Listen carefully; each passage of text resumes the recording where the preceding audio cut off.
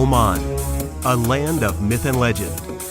Ancient trails of frankincense, unspoiled beaches, grand canyons, and genuine smiles. Fascinating blend of old and new. This is a journey into the present and the future of a nation that has a natural sense for moderation and elegance. The Sultanate of Oman occupies a vital strategic location, which has always been a major factor in determining its politics, options, and approach to a wide range of issues and developments. The Sultanate of Oman has a rich and varied history, from the ancient frankincense traders to the export of purebred Arab stallions, as recorded by Marco Polo in the 13th century.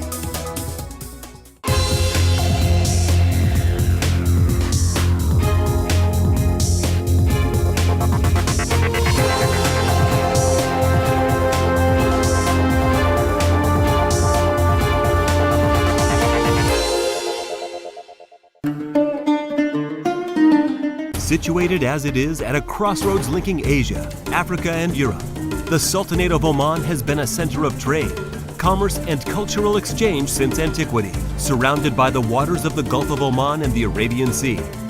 In times past, Oman served as one of the key gateways to the Arabian Peninsula.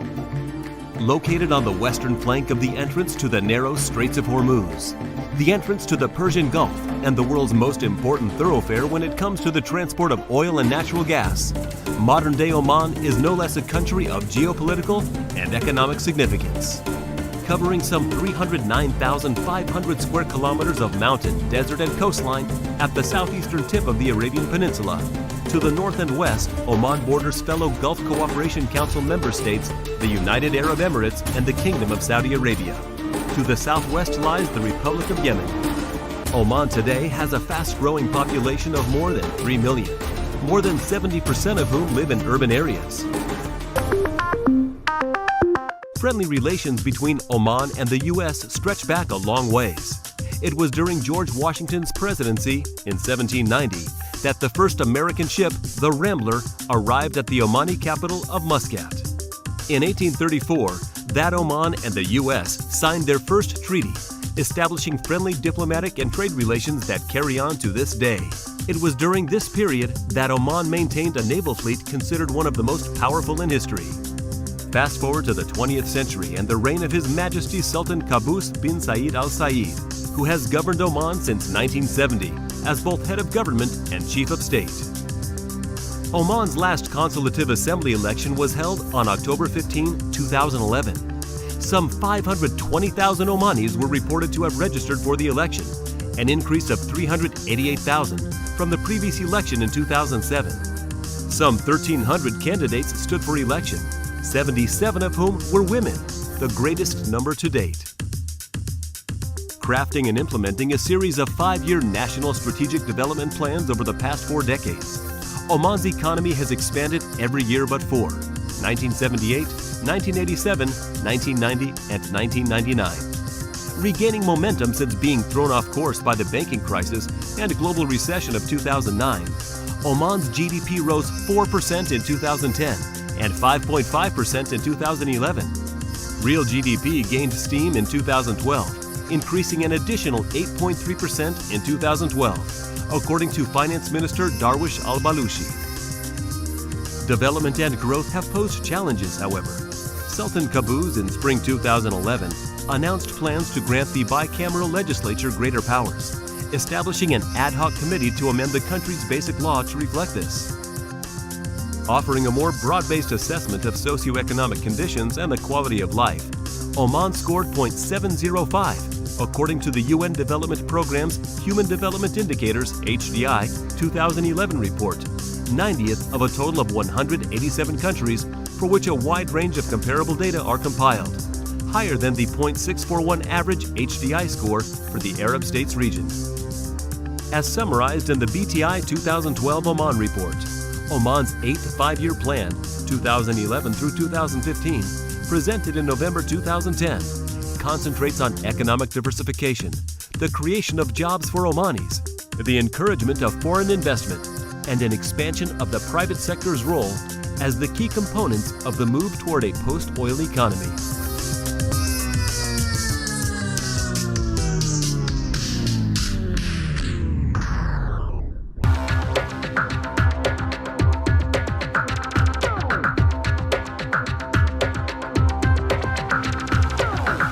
state-run and sponsored oil and gas companies and investments are the major players in the Omani economy and have driven the course of the country's socioeconomic development.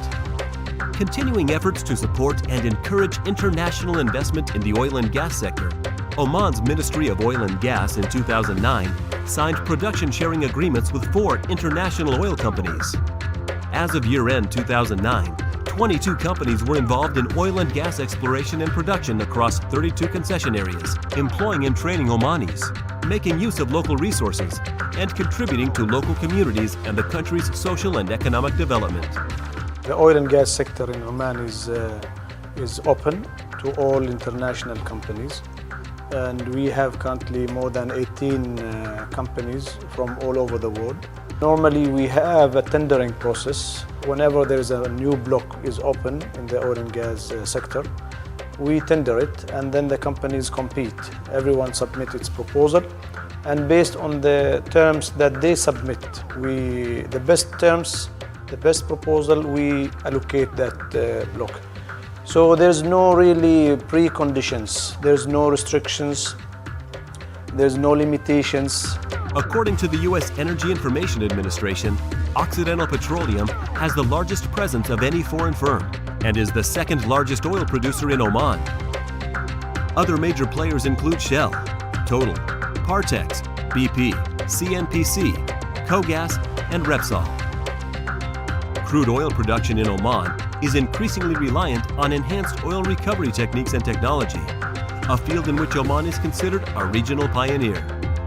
Having launched a nationwide EOR program in 2002, completion of the Harweel Enhanced Oil Recovery Project is expected to add around 30,000 BPD to Oman's crude oil production in 2012. Oman is a small producer in the international market. We produce about 930,000 barrels a day of crude, and we produce about 100 million cubic meter of gas daily. There is an increasing demand for oil and gas, and especially for gas, because it became now the preferred source of energy. It's a cleaner energy, and we find that increased demand locally. And because we are also having a limited reserve, so far we have not been able to allocate all the gas demand has been asked for. Our priority is to fulfill the commitment which has been signed in the past.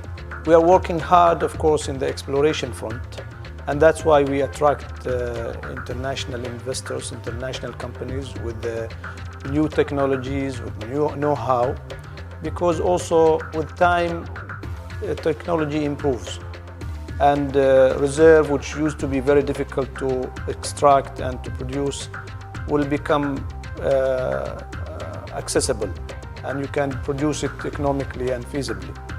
And that's what we have seen so far. We are developing many fields in the oil and gas, and especially in the gas, because I said maybe the demand is higher, especially locally for gas. And we have made so many success in this area. US companies already working in Oman now, and they are playing a very important role in the current time. The sector, as I said, it's open, and we welcome the American companies to come and invest and introduce themselves to the oil and gas sector in Oman. There's a lot of opportunities.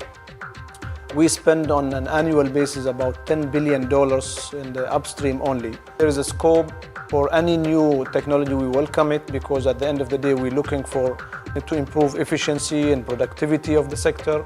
And I think there's a lot of new technologies apply in the states that can be transferred and apply in Oman as well.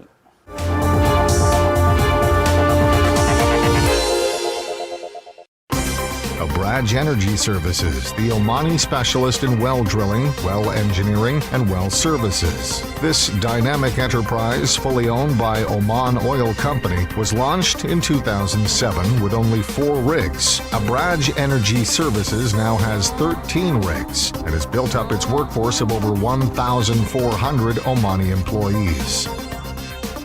Having completed drilling programs in Oman and in the UAE, Rub� Energy Services now plans to export its expertise throughout the Middle East and North Africa region. Rub� Energy Services aims to ensure safe, incident-free operations and customer satisfaction by utilizing talented, motivated, and highly experienced manpower, the finest equipment, and the most innovative technologies. Rub� Energy Services, born in Oman, and now bringing world-class oil and gas services to customers in Oman and beyond. CC Energy Development, SAL, CCED, serves as a benchmark in Oman's petroleum sector. The upstream oil and gas exploration and production company acquired Blocks 3 and 4 in Oman, which had been unsuccessfully drilled by other companies for 40 years, and managed to discover and produce oil there. Today, CCED has grown to become Oman's fourth biggest oil producer. In addition to making a major contribution to the Omani economy, CCED is committed to giving back to the communities where it operates. The company welcomes international partnerships as it pursues its ambitious goals. Looking to the future, CCED will continue to play a key role in driving forward Oman's high-potential oil and gas sector. CC Energy Development, the innovative Omani oil and gas enterprise.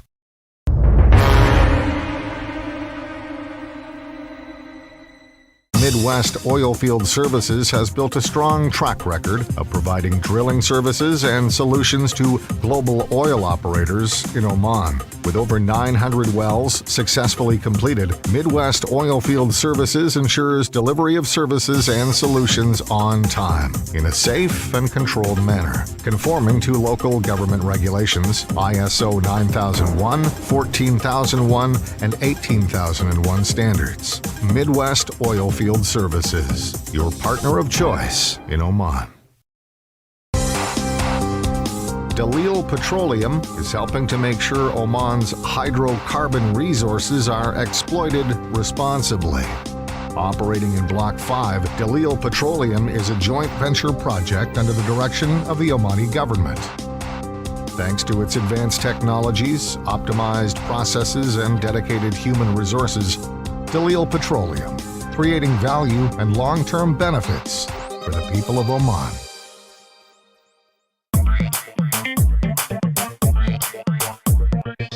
Developing private sector industry and commerce is an important feature of Oman's long-term development strategy, ranking second only to oil and gas as the most important segment of the national economy. By 2020, Oman's industrial sector is expected to contribute 15% to national gross domestic product, up from 3.5% in 1992. Import substitution was the main aim of the Omani government's industrial development strategy during the 1970s and 1980s. That shifted in the 1990s toward encouraging development of exports for the GCC market. Developing a healthy, capable private sector and creating an environment conducive to foreign investment are seen as key facets of realizing this goal. Foreign direct investment in Oman's industrial sector rose to exceed RO 5 billion, about USD 13 billion, as of year-end 2009, an increase of 128.7% from 2006.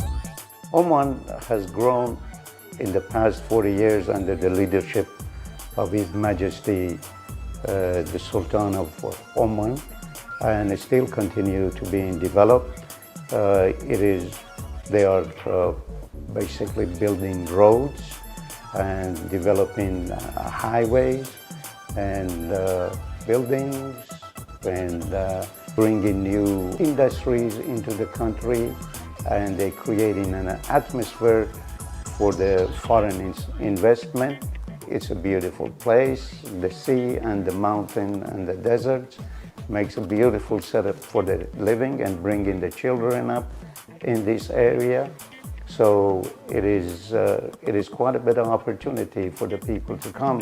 Construction of industrial estates has been a core aspect of implementing Oman's industrial development strategy. Completed in the mid-1980s, the first, Ar Rusail, 15 kilometers from As-Sib International Airport, is home to some 60 enterprises, a wide variety of manufacturing companies that produce everything from soap and crackers to cement and copper cathodes. On a smaller scale, The Omani government is also studying the feasibility of establishing cottage industries that would produce traditional items, such as pottery, rosewater, and frankincense. The security, the stability, the education for the children, they're all available. And that is what most people think of when they want to go to another place to live.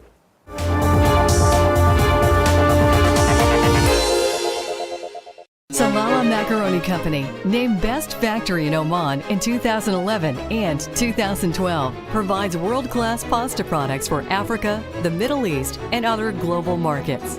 Salalah Macaroni collaborates with B2B business partners to develop value-added in-house pasta brands, employing the latest international equipment and technologies and the highest global standards. Salalah Macaroni Company. We are passionate about our pasta.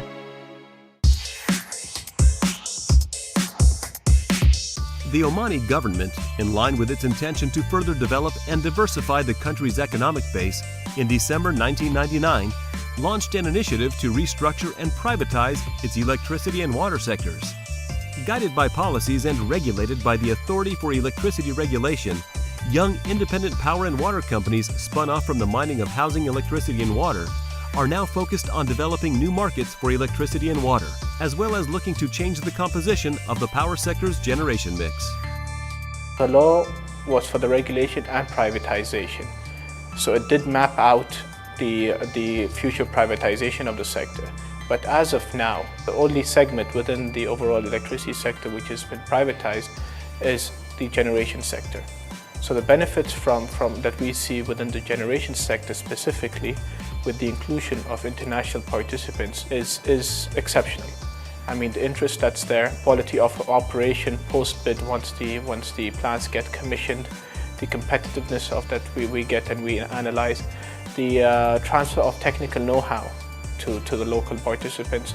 It's doing exceptionally well, and we hope that these benefits that the government sees from the privatization of the generation sector is then going to flow into the privatization of the rest of the electricity sector. So privatization and its benefits are now only zoned into the generation sector, but the law did enable and facilitate privatization to then occur in other segments of the electricity market. Power demand peaks in summer, having reached 2,614 megawatts in 2006 and 2,773 megawatts in 2007. The residential sector typically consumes more than half of Oman's total annual energy production. Energy consumption in the industrial sector is the fastest growing, however, registering an annual growth rate of 14.4% in comparison to non-industrial sectors, which have grown at a 6.3% rate in recent years. So the Power and Water Procurement Company, which is the licensee, has a statutory responsibility to ensure that there is enough capacity to meet demand. And how do they go about it? They go about it by issuing a 7-year statement. And what the 7-year statement does, and they have an obligation as per their license to submit it to us as the authority for its approval, it lists out their forecast based on security of supply analysis and a probabilistic planning mechanism, where they ensure that there is what will be the forecast for the next 7 years. There is rapid growth in Oman. I mean, this year and for the coming years, we are seeing double-digit growth. It means that there will be a need for capacity, continuous need for capacity. So that responsibility has been given to the Power and Water Procurement Company, which is one of the entities that we regulate. So through the law, through the license, we have an obligation to ensure that there is enough capacity to meet the rapidly increasing growth. Wholly reliant on fossil fuel resources, primarily natural gas, to generate electrical power, Oman is increasingly looking toward development of renewable energy in order to meet current and future challenges. So 100% of our energy generated at this point in time is from gas, but in the rural areas it's been generated by diesel generation. So we have a completely undiversified portfolio of energy mix right now, and the risks of that are well known. So we do need to have a diversified fuel mix, and renewable energy is becoming more, it's factoring in more and more prominently in our planning. And the authority recently has approved a policy whereby renewable energy must be taken into consideration by the Rural Areas Electricity Company in any new project that it undertakes in the rural areas. We did publish a study in 2008 which said that there is vast resources for both solar and wind in Oman. And what we are doing right now within our jurisdiction as the Authority for Electricity Regulation is ensuring that within small-scale projects, they need to integrate renewable. But within the large scale, there needs to be an overall energy policy, and renewable energy must be within that policy. Developing its renewable energy resources potential figures to play an increasingly important role in Oman's strategic development. Oman enjoys sunny weather throughout the year, as well as seasonal monsoon winds, conditions that Oman's government recognizes can be used to generate clean, renewable electrical power that can be used across society, including in isolated rural areas and to desalinate seawater. And we have been using renewables now on a trial basis to supply some of our energy needs. Like we have now started a pilot to produce steam from solar, which is maybe a unique in this area. And it's been so far successful, and we are trying to widen the application of this project to other areas in our operation. So we look at it positively, and we encourage also, even though it's not under the domain of our ministry, but in our operation, we are trying to encourage companies to use renewables for their own operation.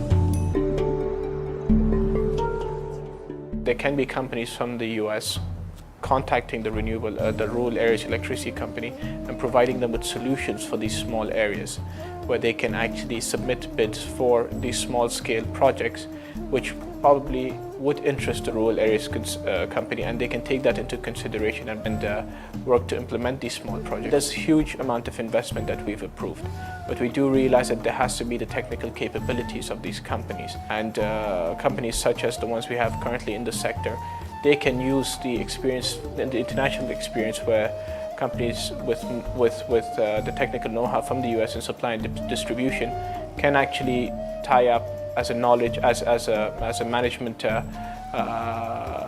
sharing type of technology sharing type of arrangement with these companies, where they can tie up and ensure that these companies have the assistance as and when needed for a rapidly growing network.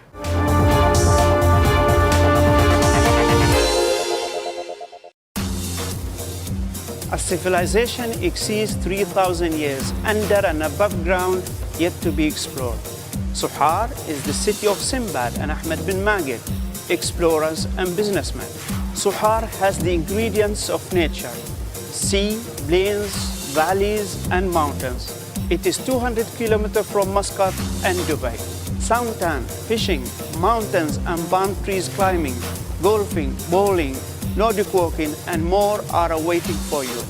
So does electricity at your disposal around the clock. Should you wish to have a traditional Omani wedding ceremony for new or renew, hotels will provide. Oman's world-class electricity provider, Marjan Electricity, supplies electrical power to government facilities, private residences, businesses.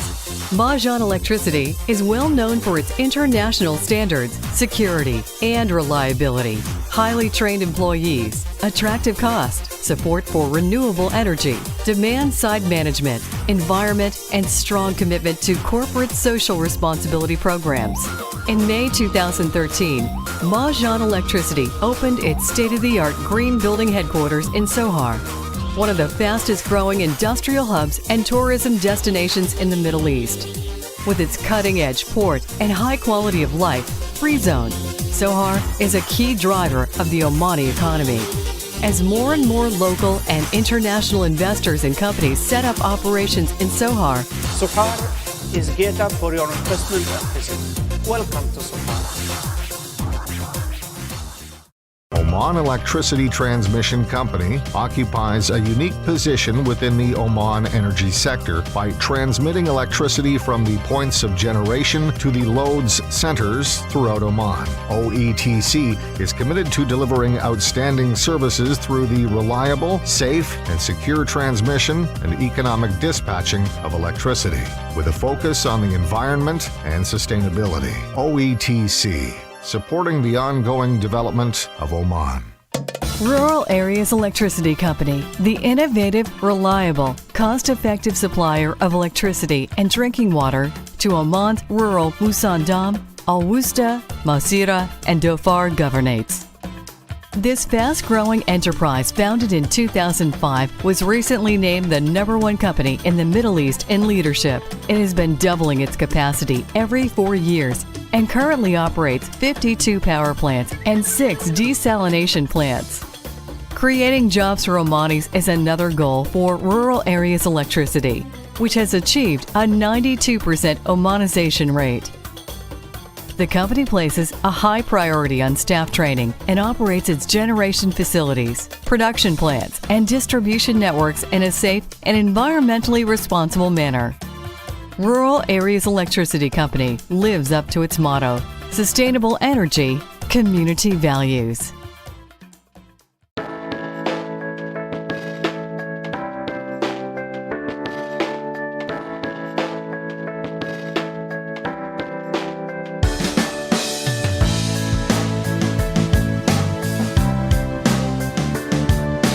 Since His Majesty Sultan Qaboos bin Said first came to power in 1970, his mission has been well-defined: to set Oman and its people on the way to progress and prosperity. For the past 4 decades, Oman has emerged as a viable, vital 21st century state. With foresight and dedication, the Sultanate has become an important player within the Gulf region and the wider world beyond.